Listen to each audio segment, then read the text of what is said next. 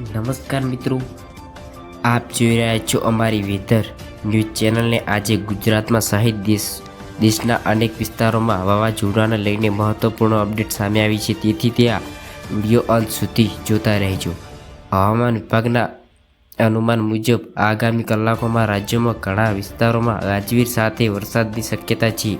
કેટલાક વિસ્તારોમાં પવનની ગતિ અને જેના કારણે વાતાવરણ અચાનક ફેરફાર જોવા મળી શકે છે, જેમાં ઉત્તર ગુજરાત, મધ્ય ગુજરાત, દક્ષિણ ગુજરાત, સૌરાષ્ટ્ર કેટલાક વિસ્તારોમાં મધ્યમથી ભારે વરસાદ પડી શકે છે।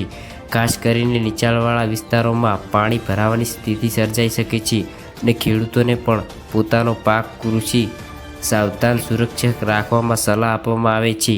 વાવાઝોડા જેવી પરિસ્થિતિ દરમિયાન વીજળીના કડાકા ભડાકા સાથે વરસાદ વરસી શકે છે અને ખુલ્લા મેદાનોમાં ઊભા રહેવાનું ટાળો અને સુરક્ષિત સ્થળે વૃક્ષો નીચે ઊભા રહેવું પણ જોખમી બની શકે છે। માછીમારો અને દરિયાઈ કાંઠા વિસ્તારોમાં રહેતા લોકોને ખાસ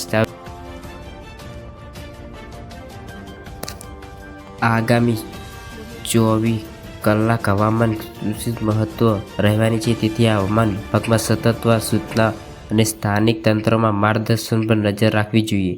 આ હતી વરસાદ અને વાવાઝોડાને લઈને મહત્વપૂર્ણ માહિતી, અને જો તમે અપડેટ ઉપયોગ લાગ્યો હોય તો આ વિડીયોને લાઇક, શેર અને સબસ્ક્રાઈબ કરજો। જય હિન્દ, જય ગુજરાત।